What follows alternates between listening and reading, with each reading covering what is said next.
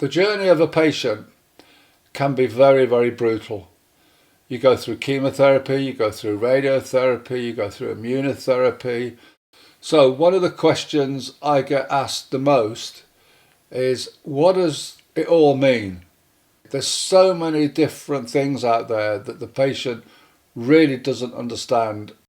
To find out more answers, I was invited into the Rutherford Cancer Centres, as they're one of the leading private clinics in the UK and at the forefront of innovation and treatment plans.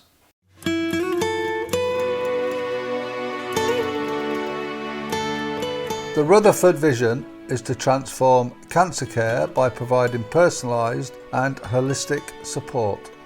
I met with Rutherford's CEO Mike Moran to find out more about the Rutherford story and discovered a personal family inspiration.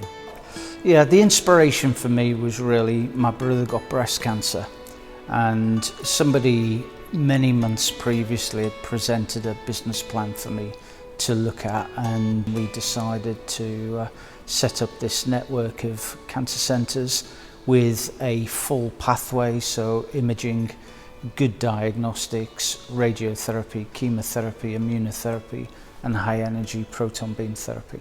We founded the company in 2015, and the we in that is myself and Professor Carol Sikora, and we set out to build this network of cancer centres around the country. Yeah, my brother's still with us. He's still ugly, but he's around, he's kicking, and oddly enough, on this site, exactly where we are, was his comprehensive school. It was Paddington Comprehensive School. So, what made you bring proton beam therapy to the UK? For me, it was about building a network of cancer centres, not just a single. But we're also broadening the use of proton beam therapy in particular, and now here in Liverpool we'll have the latest MR Linac. So we want to be on the cutting edge of developments in cancer. Proton beam therapy, MR Linac. This brings us to one of the main reasons for our visit here today, the technology. To try to make sense of it, I chatted with Kevin Dooley, Rutherford's head of marketing. Now, to simplify what proton beam therapy is, it's radiotherapy. It's a form of external radiotherapy. So if you were to take this as a target area in the body, radiotherapy can blast the whole area and around it as well. And unfortunately, that can sometimes damage the healthy tissue. What proton beam therapy does, because of the way it's been designed, is very targeted. So it pinpoints the cancer and it releases all of its energy at that particular point in there. So there's much less damage to the healthy tissue around the cancer. So that helps to reduce the side effects. Now, proton beam therapy is very suitable for hard to reach cancers in the body, so the head and neck being a primary one of those. So radiotherapy does go through the body and has this exit. With proton beam therapy, all the energy is released at that one particular moment. It's getting down to that finite level of detail to target a cancer. So without getting too bogged down with science, let's take a quick look at some of the hardware Rutherford have available for cancer patients. So the machine behind me is an MRI linear accelerator, or we tend to call it a Linac, an MR Linac. It's a conventional radiotherapy machine. However, this machine combines that conventional treatment with an MRI scanner. What this allows us to do is deliver radiotherapy normally, but using MRI to make sure that we are getting the right spot. So this is a conventional Linac, a radiotherapy linear accelerator. So the treatment will come out of the head of the machine here. The patient would be lying on the couch here. The radiographers would use this control panel to raise and lower the bed and move the bed in and out. And then the panels that you see on the machine here allows us to take a type of CT scan. So the patient will see this side of the machine, but behind the doors, this is the workings of the machine, including what we call the gantry. So when we're moving the machine around the patient outside, all of this will move in the back as well. Radiotherapy can be delivered in a variety of different ways. You've got conventional radiotherapy on a linear accelerator. We can also deliver treatment using an MRI linac, like the machine behind me, which also uses photon radiotherapy, or we can use a proton beam therapy. Okay, so here we are. Here's the actual proton machine, the robotic table and couch that the patient lies on. This part obviously houses the treatment machine, and this is the only area the patient will see. I can't visualise this moving, so that then moves. So the whole floor moves, and the actual floor moves. Yes, but here it's the couch that does a lot of the rotating movements. So the radiographers will put the patient on the couch, but the couch itself can be rotated at all different angles. The lasers are set up in the room to guide us from a physics and dosimetry point of view. So the lasers really are an external guide for us actually putting the patient in the correct position. As if this huge machine isn't impressive enough, I took a sneak peek to see what the empty room looks like before this technology has even been delivered. So this is the entrance to what will be the proton beam therapy machine when it's finished. This part of the building is 4 stories, so you come in on your first story. The concrete panels that you can see in the ceiling are removable, so when the machine is ready to come on site, the concrete panels will be removed and the machine is winched in through a panel in the ceiling. And here's how to build your very own proton beam therapy centre.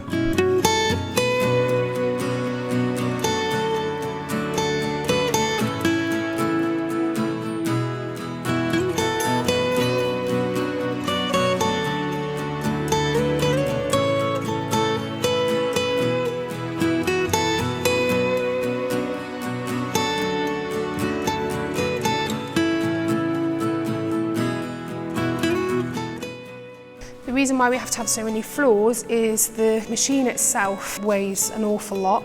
The gantry component of the machine weighs several tons. You have to have a counterweight on the other side. For the counterweight to be effective, it needs this clearance that you can see here to move around behind the scenes. All of these 3 treatments give the same success rate, the same outcome.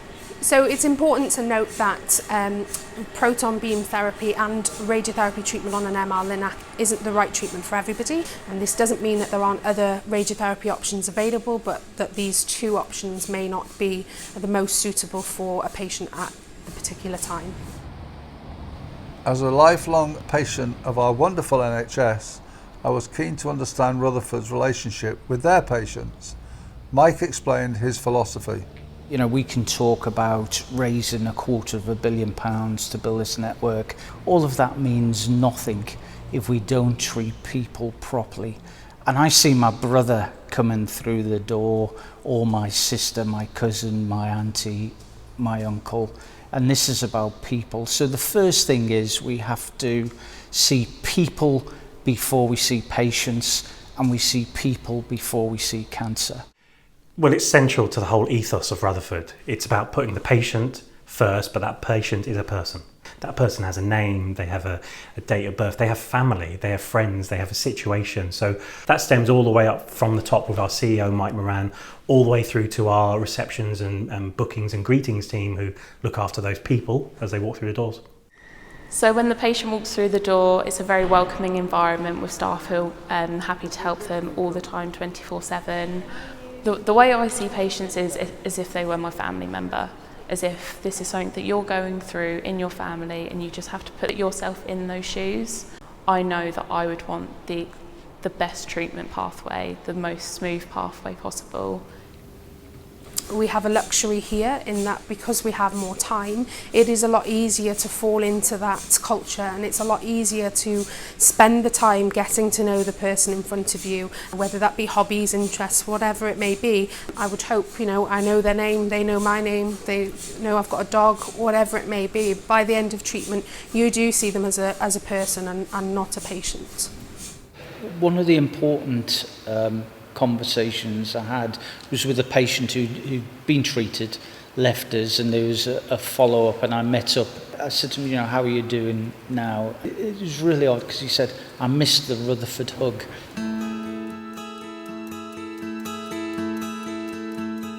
Joan, tell me a little bit about your role here at the Rutherford Centre. My role with the Rutherford Centres, I'm a doctor by Macmillan, so we use, I was very involved with Macmillan previously, and we use all of the Macmillan information and support available from them, including in particular the holistic needs assessment. How does the Rutherford look at the caregiver? So we've designed our centres to be patient-centric. So that takes into account those families, that takes into account those friends. The carers are part of that support mechanism that helps a person to get through a cancer journey. They go through an emotional time working and supporting their loved ones, and we have to make sure that we recognise that. So we open the supportive care for the carers, the family and the patient. We have to have a holistic approach to this. So everybody focuses on the patient, but they forget the carer. And the two should go hand in hand. And you've got to make sure as well that we offer support to the family unit that's supporting that patient, because that is also important. As I look around, it's obvious to me that Rutherford offer an exceptional level of patient care and are indeed the only network of UK centres able to offer proton beam therapy.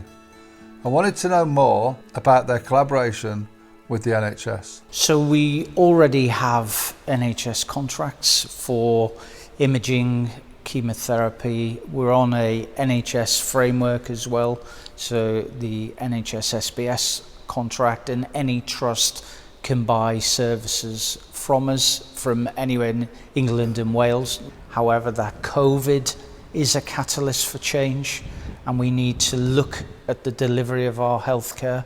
I think it's pretty grim if hospitals are just closed down and just one single ailment going through their COVID. So we need to look at how we can use the independent sector better and have a seamless pathway, because actually for the person coming through for treatment, it doesn't matter if it's private or NHS, they just want their treatment. I'm still concerned about people who fall through the cracks, the people that can't afford to pay private, who are unable to get referrals from the NHS for whatever reason. These people deserve a chance. What options are open to them? Yeah, so we've already established the Chief Executive's Contingency Fund, and we've already treated 2 or 3 patients who wouldn't have had access to proton beam therapy through that fund. More broadly now, we've just launched something called Rutherford Direct. Rutherford Direct is a membership scheme of the Rutherford. It's backed by an insurer and underwritten by a Lloyd's underwriter. And the idea of this is members pay a monthly fee to be a member. It's something like £1 a day or less than a coffee at the higher end. And after 90 days, if that member gets cancer or has a cancer diagnosis, they can come in to us immediately for a second opinion, additional diagnostics and treatment. The whole element of being a private cancer centre brings with it a number of perceptions. So to get over that, a number of procedures were put in place to take away from that. And one of those is the fact that our treatment team never talk about finance or costs or money or who's paying the bill. So we're registered with, like, I think it's about 30 of the major health insurance companies in the UK and beyond. And that relationship means that if a person has health insurance, then their whole pathway is looked after. One thing I was keen to understand at the Rutherford was how receptive are they to the patient's voice? Do they hear what their customers or clients have to say? There should only ever be one voice in the choice, and that's the patient's. Everything else should be information. So these are the options available for you, and the patient's voice is the most important and it should be heard. I think it's fair to say that finally the professionals recognise that the patient knows best, and we see the patient as a whole person, not just as a tumour site, which I'm probably sad to say historically might have been the case. And the emotional support is probably one of the greatest needs that patients ask for. The more that we can do to improve their quality of life, that quality of life is paramount to what we want to achieve, because it's about ensuring that people have a life and they have a life to lead, and that's what we want to help them do. What does the future hold for the Rutherford Centres? So in terms of our future, we will continue to invest in our business. We'll build more cancer centres, but we'll also build a network of diagnostic centres as well, because if we can get the diagnosis right early, you can save a lot more lives. I wish we were in every major city and people could just travel locally for proton beam therapy.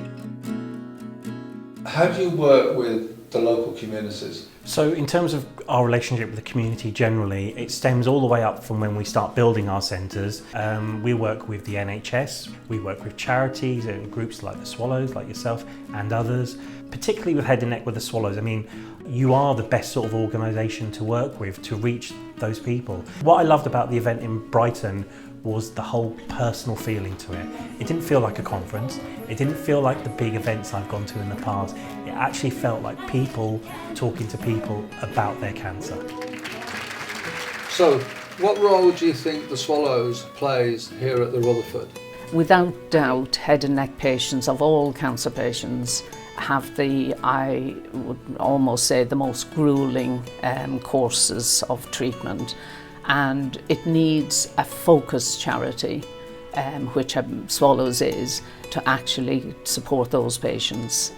Without doubt, having a charity like that to be able to signpost the patients to for support is excellent.